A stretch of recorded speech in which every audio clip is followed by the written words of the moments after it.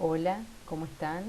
Vamos a trabajar hoy desde el taller de Crecer Juntos desde el área de psicología con el tercer encuentro de salud sexual y reproductiva. Hoy el tema que nos convoca es el de métodos anticonceptivos. Cuando nosotros pensamos que es un método anticonceptivo, pensamos en todo aquello que es capaz de evitar o reducir las posibilidades de un embarazo. En un principio solo se asociaba la anticoncepción con el límite al embarazo. Hoy pensamos también desde la prevención de las enfermedades de transmisión sexual y se pueden utilizar los métodos anticonceptivos desde la primera relación sexual y durante toda la vida fértil de una persona. ¿Sí? Es muy importante tener en cuenta que todas las personas con capacidad de gestar tienen derecho a recibir asesoramiento sobre los métodos anticonceptivos si no tienen intención de embarazarse e inclusive para cuidar su salud sexual y reproductiva. Cuando nosotros pensamos en la doble protección como un tema fundamental en los métodos anticonceptivos, pensamos en prevenir las infecciones de transmisión sexual y para esto el uso del preservativo tiene esa doble protección.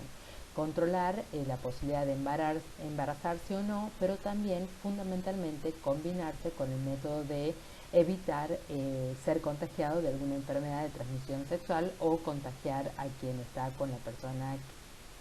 En la actualidad la anticoncepción ya no solo plantea la regulación de la natalidad, sino también esto de poder elegir cuándo y cómo y hacer ejercicio de los derechos sexuales y reproductivos. Desde el año 2009 existe la sanción de la ley 26.485 que establece que obstaculizar el acceso a los métodos anticonceptivos es una forma de violencia contra la libertad reproductiva. Todas las personas tienen derecho a acceder a la información que consideren. ¿Qué es importante saber cuando nosotros pensamos en los métodos anticonceptivos? En primer lugar, es importante compartir la información sobre cómo funciona el método. Segundo, cuál es su eficacia. Tercero, cuál es el uso correcto. Cuarto, cuáles son los efectos secundarios. Quinto, considerar los riesgos y beneficios para la salud. Sexto, cuáles son los síntomas, signos y situaciones de alarma que hay que tener en cuenta.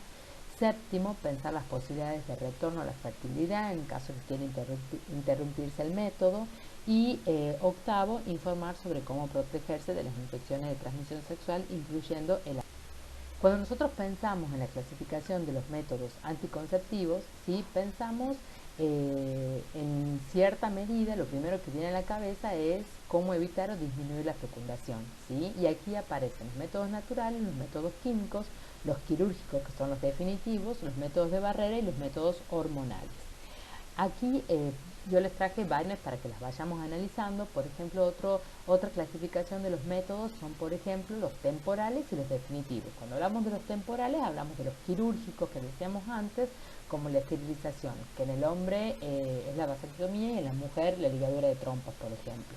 Y cuando hablamos de métodos temporales, hablamos, por ejemplo, de los métodos naturales o de abstinencia, que tienen que ver con el calendario, con la fecha de ovulación, con la temperatura corporal y con el moco cervical.